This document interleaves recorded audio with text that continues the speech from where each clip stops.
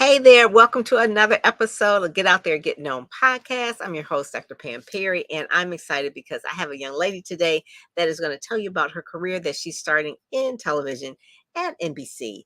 Her name is Bria Stith, and she's a MMJ. So she'll tell you a little bit about what that is if you don't know, but I'll bring her up right after this.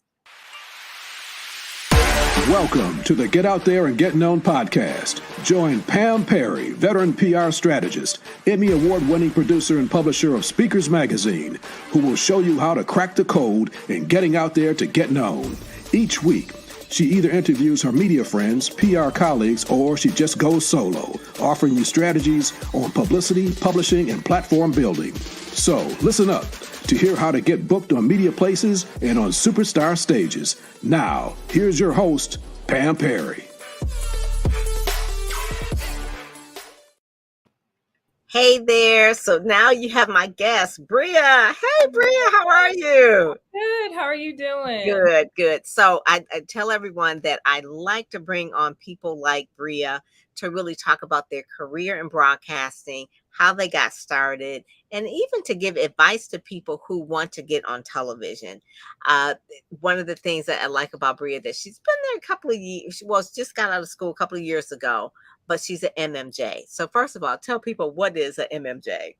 So I am a multimedia journalist. That's basically like a reporter. So what I do at NBC 29, I just go out to stories. I have to look for the stories, go out to them, literally create everything. So I do the writing, I create the stories, I'm on air, live, and sometimes like pre-recorded. So that's basically what I do. Oh my God. Okay, so tell us what inspired this career at in journalism, I guess you would say. What was especially specifically TV journalism? So what was the catalyst or the vision that you had? Yeah, so ever since I was a young girl, in elementary school, my parents used to put on Good Morning America. Okay, so I know who that is. Yes, Robin Roberts. So every time before elementary school, we used to watch the news, and that really sparked my interest. I didn't know what I wanted to do going into college, but I had that in my back burner. So my goals were either being dermatologist or sports reporter. One of those. One of the two. Yeah. So I ended up doing journalism, took my first class, and I absolutely loved it. And it just went on from there. So after that, that's when I got into internships. That's when I got into doing a sports network with the school. And then after that, I was able to get the job at NBC 29 in Charlottesville, Virginia. Wow. So the sports thing, what was your sports of choice? Were you on a basketball? Were you on track, field? What was your sport that you were in?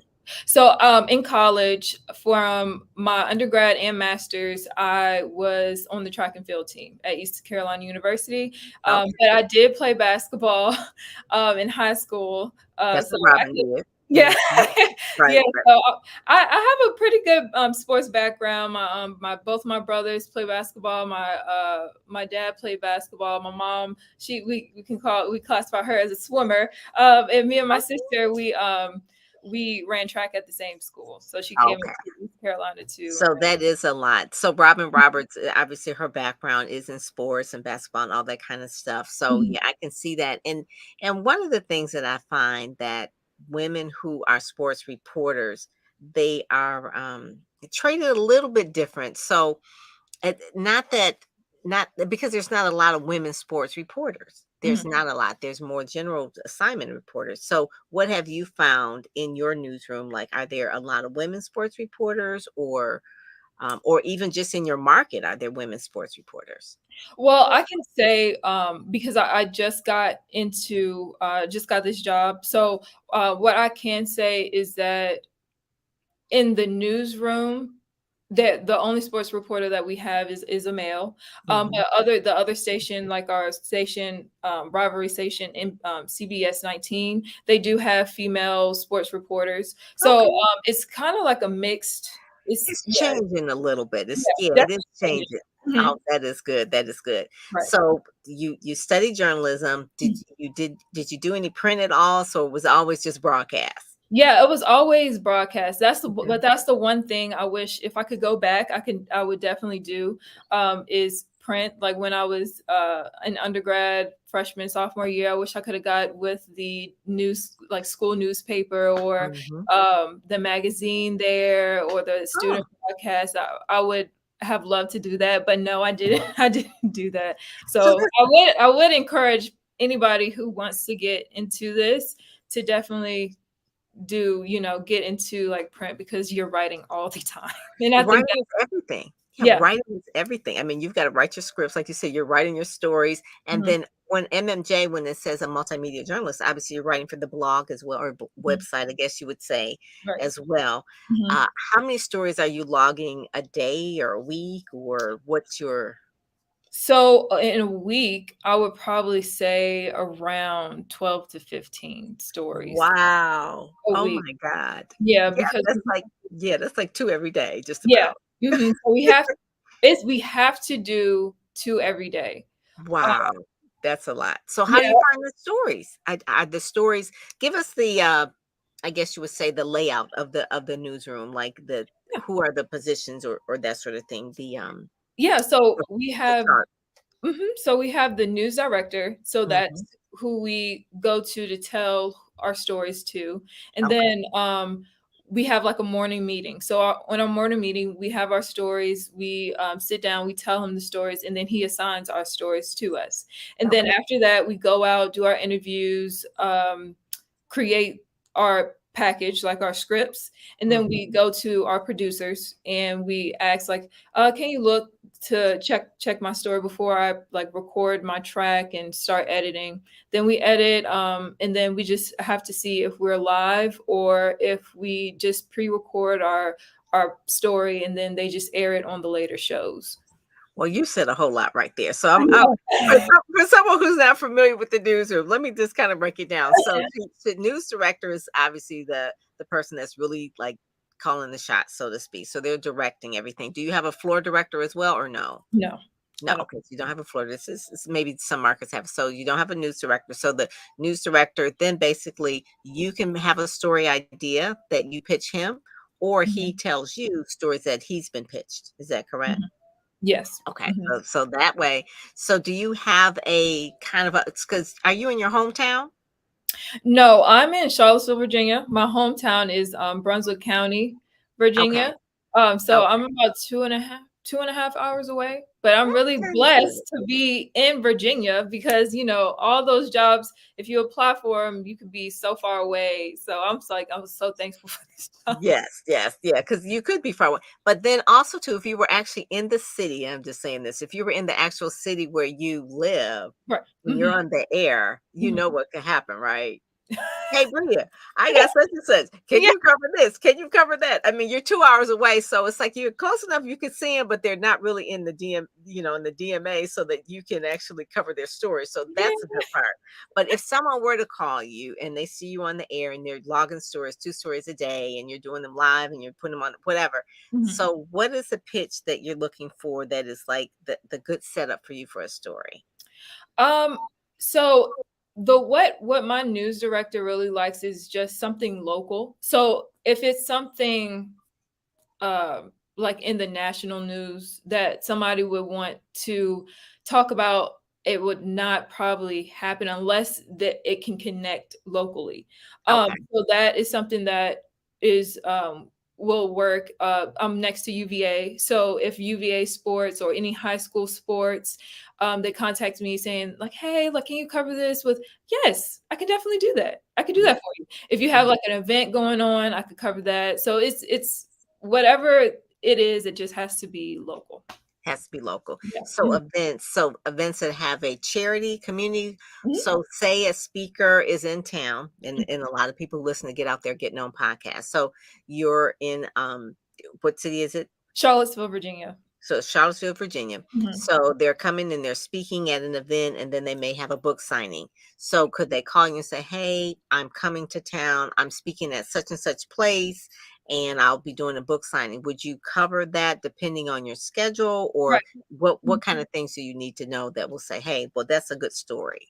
Yeah, so I can definitely do that. They will have to let me know a few days earlier so I can at least set up my stories throughout the day or throughout the week so I can have a set day and time so I can be able to go out and do that, because if I don't, I would have stories like already set up and I probably wouldn't make it. Miss So it. if that is the case, they can just let me know, tell me the details about the book signing or whatever event that they have, and then just let me know, and then I would have to relay that to my news director because he assigns the stories, but most likely he would be like, yeah, you can definitely cover that. Okay, cool. I like that. So Mhm. give me the typical day timing wise. So you have your meeting in the morning, right? Mhm.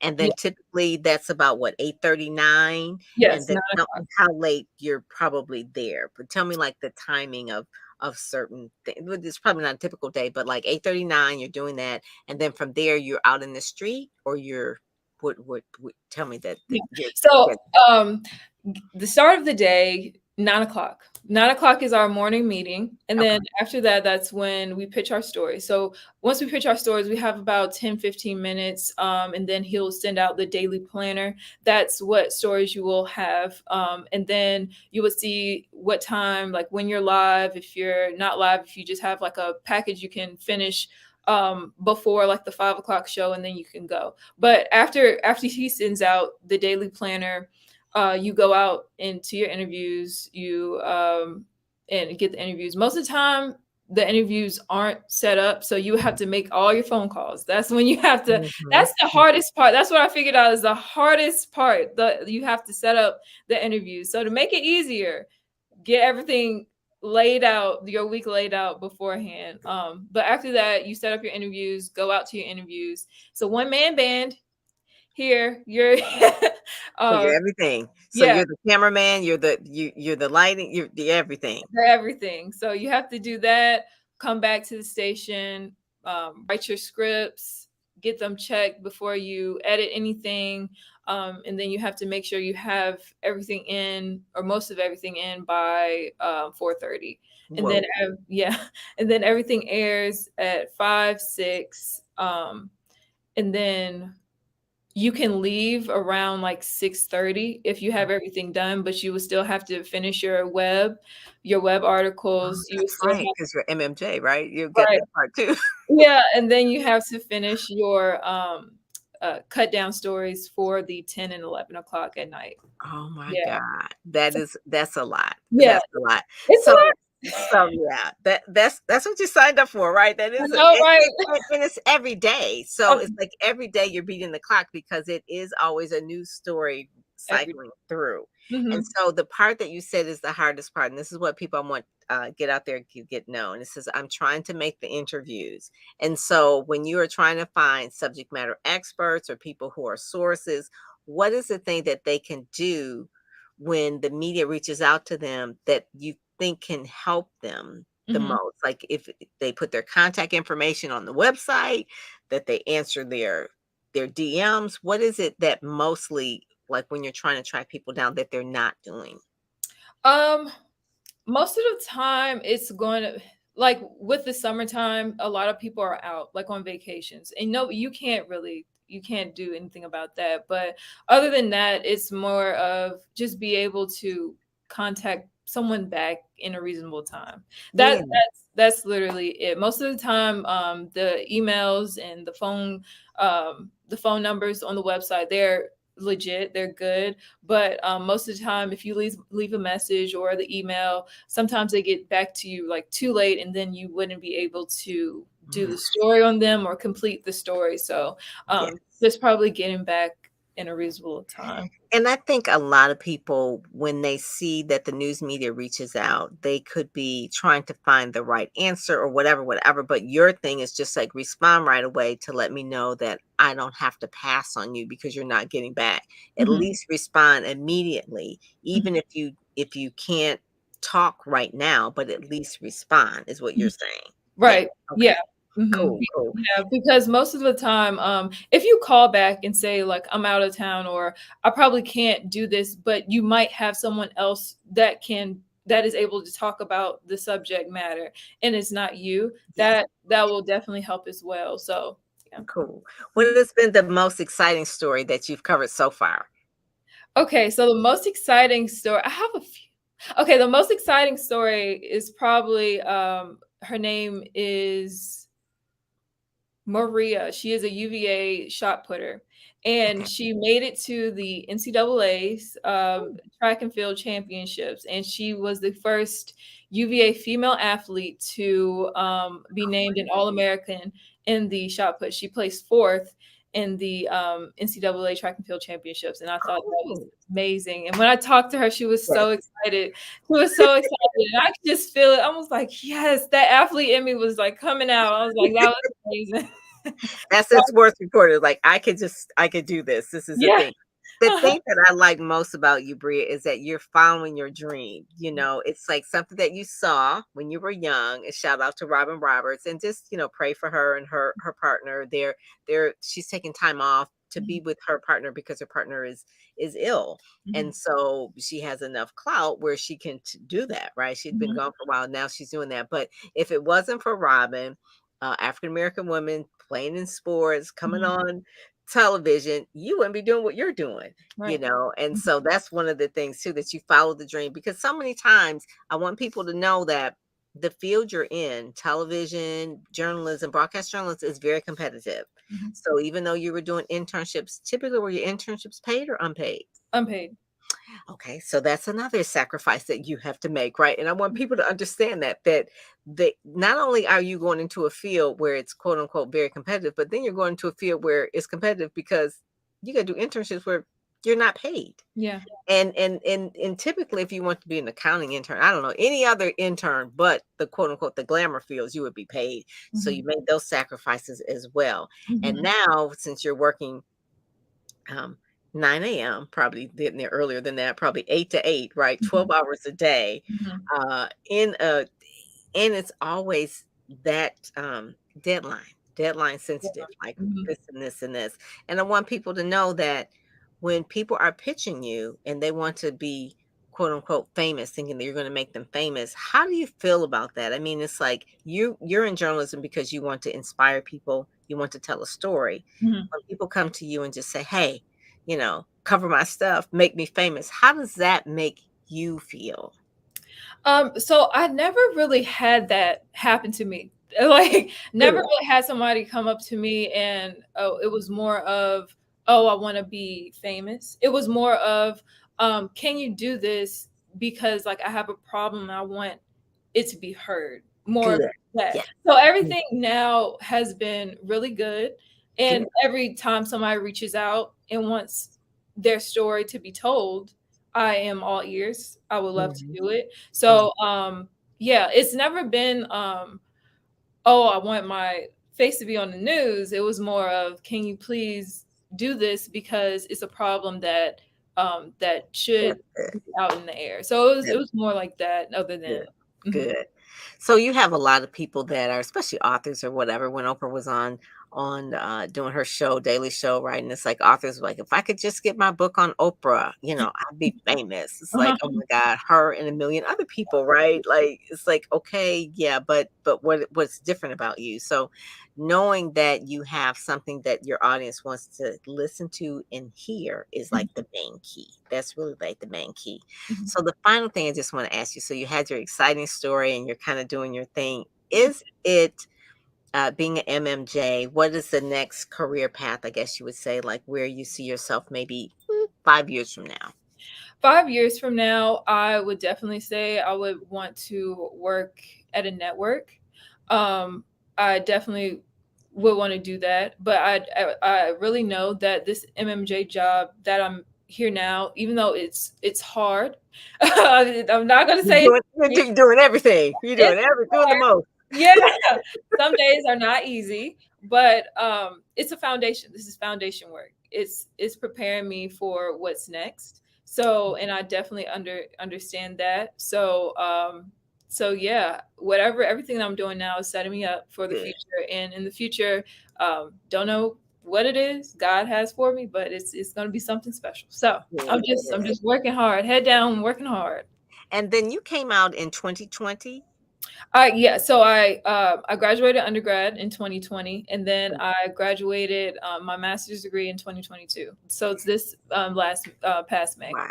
Hmm. So this is it's different for you just period because COVID hit, right? So they had the Yeah, pandemic. So you're not like regular. It's not like yeah. regular. So you graduating, and did you have a normal graduation or was it Yeah, no, virtual? I did not have a normal graduation. I was at home and I was Oh. able to see my name scroll on the screen. So Oh, it's so different. I mean, you guys, you're gonna have a generation gonna write about this. Like, it's yeah. everybody has a whole different. So you didn't have that experience, and then you get your Mhm. master's degree, and so even during then, obviously, you weren't on campus. Probably, Yeah. maybe towards the end. No, yeah, so for 2022, we were able to we were on campus. We were on Okay, campus. It good. was just more of this if a class had, a COVID outbreak, you would have to be online. So most of the first year it was online, but the second year we were On all campus. in class, all in campus. And with the Okay. COVID year, that's when they shut down everything. So that's why I had an extra year to run track. And Oh, with that, that's why I got my master's. So if I ah, was done, um, if my undergrad, I would have gone, to get my job right after that. But since COVID paused everything and I had more eligibility to run, I was like, you know what? And they were like, hey, like Bria, do you want to come back? I was like, yeah, master's degree, here I come. oh, I love it. So that kind of worked out good for you. So that, Yeah, yeah, like you said, you never know. God knows all things. So that worked out good for you because now you get the master's degree as well. So yeah. being on the network, working for maybe like ESPN one day, or I would love for you to connect with Jamel Hill if you haven't. Yeah. She's from Michigan. She's from Detroit. She went to Michigan State, Mhm. but she was a broadcast journalist of the year. I want to say 2019 NABJ, maybe two. Yeah, it must have been 2018. I can't remember. But you Mhm. remind me of Jamel. If you know Jamel Hood, you kind of remind me of her in a way. She's very outspoken, but she definitely loves sports. Uh, Anyway, I would like to introduce you to Jamel Hill. She could be a great mentor for you as Yes, well. ma'am. I don't know Robin Roberts, unfortunately, but Why Jamel I do know. not? Because I watched Jamel Hill and Carrie Champions. I think it was like a podcast I Yes, used to I have watch. a podcast. Mhm. Yeah, Oh, so it's I cute used to. little thing, just blew up, Yeah. just like one of those things, just Mhm. blew up. So Yeah. yeah, so that would be good. That would be good. So I want you to do that. And then also to any of them, the NABJ, I interviewed Jackie Jones not too long ago on the podcast. So go back to some of the episodes before this. Mhm. There's a guy named Ken Lemon, I believe. He is a vice president of broadcast for NABJ. So I think he's 2 or 3 episodes behind you. So go and definitely connect with him as well because you guys are a community. And, and Jackie teaches, I believe, at Morgan State University. She's a professor of journalism there. So, yeah, so definitely those are the people that will support you to go to Mhm. your next Yes, career ma'am. levels. All righty. Well, cool. Well, thank you. Is there anything else that you'd like to add before we kind of close out today? Um, yeah. So if anyone who wants to be in this field, all I would say is to work hard, to Mhm. be patient, and to work on your craft. And Yeah. that's really all I have to say. That is it. That's everything. That Yeah. is it. You're working on your craft. And, it does help too to get that master's degree too. So I applaud you on that as well because that's another big sacrifice people don't understand that you do. So it's really, really good. But thank you so much for joining us today. This has Thank been you. really, really good. I'm glad I reached out to you. Barry, I'm going to be looking at your career and I'm going to make sure that you connected to the right mentors. Thank Okay. you so much. Yes, ma'am. Have a great rest of your day. All righty. You All right. too. So that was, I just love her. She's just so sweet. So one of the things I want you to make sure that you like, share, and subscribe. Share this out to any potential broadcast career people that are thinking about that. Connect with her. This is a podcast where I really want people to grow and connect and to be a community as well. So with that, I will catch you next time. I'm Pam Perry.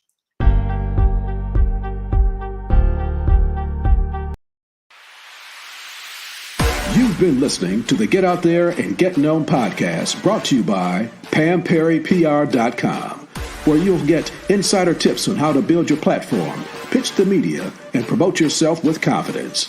Head over to PamPerryPR.com and get the exclusive video training on the 7 must-have marketing materials you need before you pitch in order to be considered in media places or superstar stages. PamPerryPR.com, where you help you shine like a superstar.